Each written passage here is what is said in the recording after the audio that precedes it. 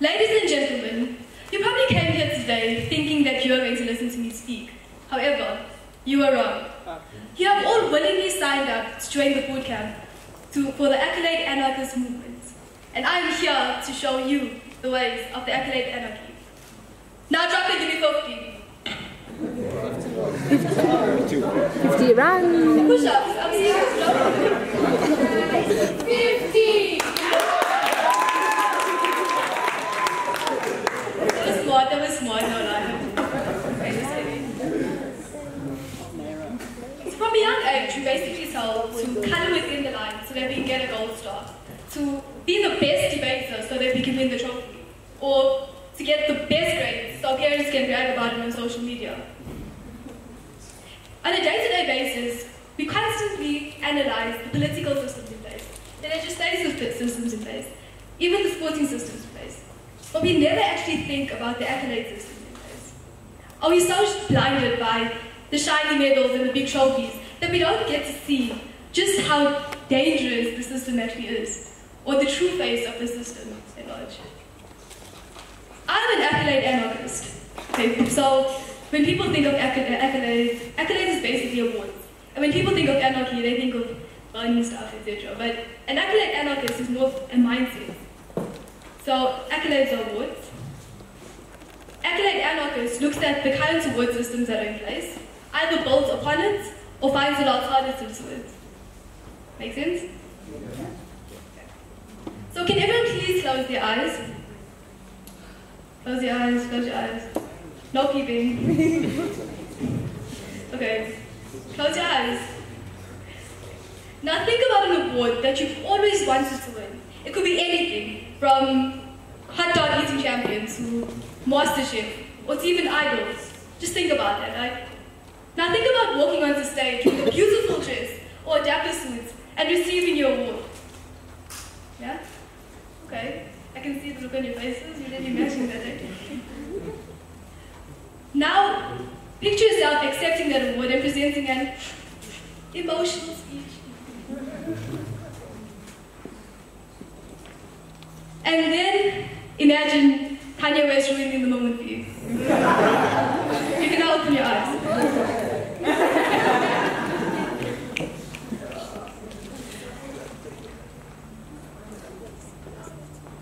So the first part of your training says today.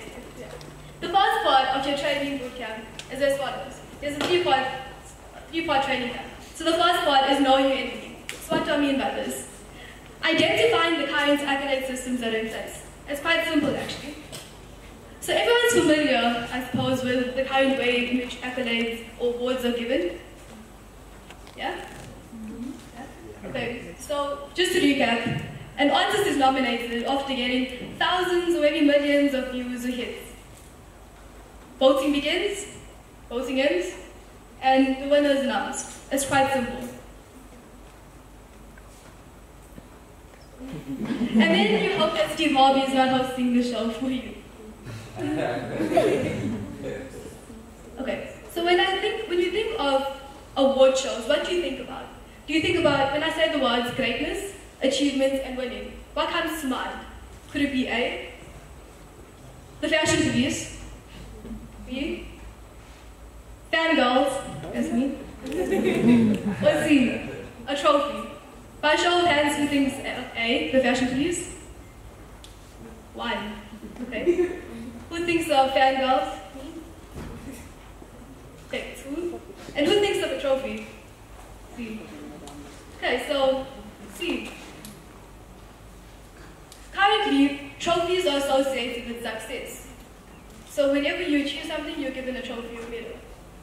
However, what if I could tell you that we can exchange, or we can trade in a trophy for something else? But what? Something I mentioned earlier, maybe? I don't know, maybe. Okay. So the second part of this training program is your diet. Now, when I talk about diets, I don't mean food, but I mean diets of the mind. So, accolades are food for the beast soul, and validation or a vitamin boost for the starving soul. On a day-to-day places on campus, I see students stressing over their SAT scores, or stressing over not winning man of the match, or whatnot. But why do we constantly define ourselves, or why do we constantly restrict ourselves to these accolades, or this definition of greatness? Why can't we define our own greatness? What does greatness and success mean to you? Okay. So, the second part of the diet is for the starving soul. Sometime along this talk, you probably looked at my blazer and thought, why does it look so cool? How do I keep it so clean? And what does this mean? Basically, when I was in high school, we were meant to use uniforms, right? But my uniform was not uniform with anyone else's.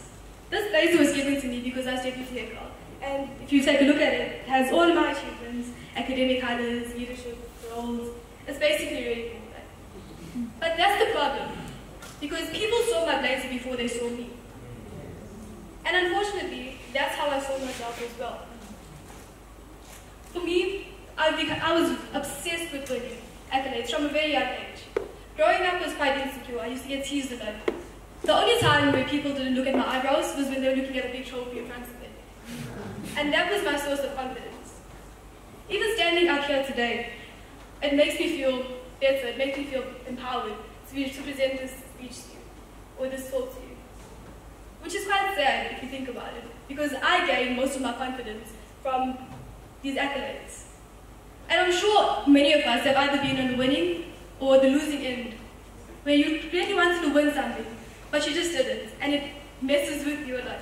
For me, this actually happened in grade 7. So I worked so hard to win the Dux Award, the best, or the award given to the best student, right? However, I lost. Well, but that losing came with 2 prizes, depression and anxiety. And it bothered me, it really did, up until high school, where I became obsessed with winning accolades because the prettier my blazer looked, the better I felt. But then the question comes in, okay? I used to listen to the song Wall of Fame. I'm sure you know about it, Wall of Fame, yeah? So now he's thinking, if my name were to be in the Wall of Fame, would it be my name or my hanging frame, body frame? How far am I willing to immortalize my name, hanging in the Wall of Fame? It became dangerous, and I'm not sure if anyone can relate, but I'm sure you can at one point when you lose something that you really, really wanted, and then it destroys you, and that's what happened to me. And this talk right now is making me emotional because it still plays in my mind every day. Like before I presented this talk, I was very homesick because my mom usually used to be here for me whenever I used to present something, and she would encourage me. But then why did I need that validation? I mean, does Rosalind Franklin, for example, does Rosalind Franklin need a Nobel Prize to prove that she's a good scientist? Does Cristiano Ronaldo need a Ballon d'Or to prove that he's a good soccer player? I'm sure that everyone has their ideas about the last statements I made. However, Matabedi told me something that really got me thinking, and she said this. She said, when you post a picture on Instagram, is the picture really as beautiful as the likes it receives? Exactly.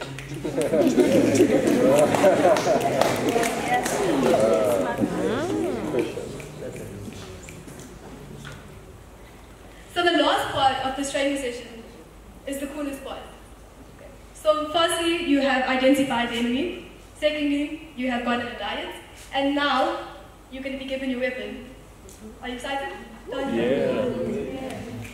Basically, your weapon is to be way cooler than a lightsaber or even a wand. It's basically this. A paperclip. You can't see it because it's quite small. So, yeah.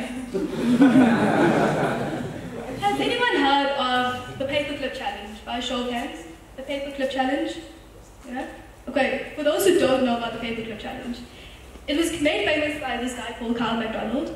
So he had a single paperclip, and he traded in that paperclip for something bigger and better. So he got a doorstopper. And then he traded in that doorstopper for a stove. And he continuously traded his items until he eventually got a house. Amazing, right? Amazing. So using that same thinking, copy trade the current accolade systems in place for a paperclip, or current mindsets about accolades or awards for a paperclip. So how would this look?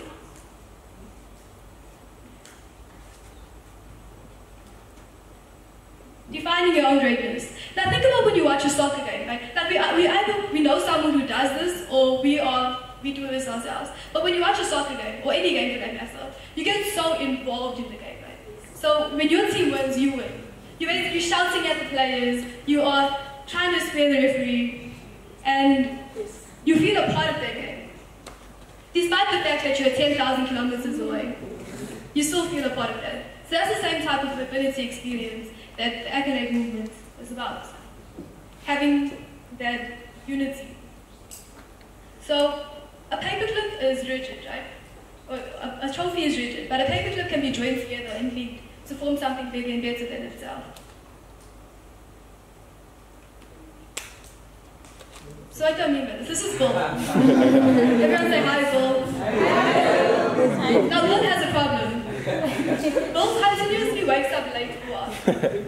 I'm sure many of us have the same issue with ALA, waking up to go to school.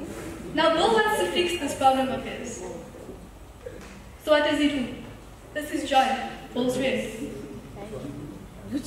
John wants to help Bill. John, the one next to you? So every time that Bill wakes up early, John gives him a paperclip. So it's some sort of validation. Just the same way that you train a puppy. The same goes with the paperclip.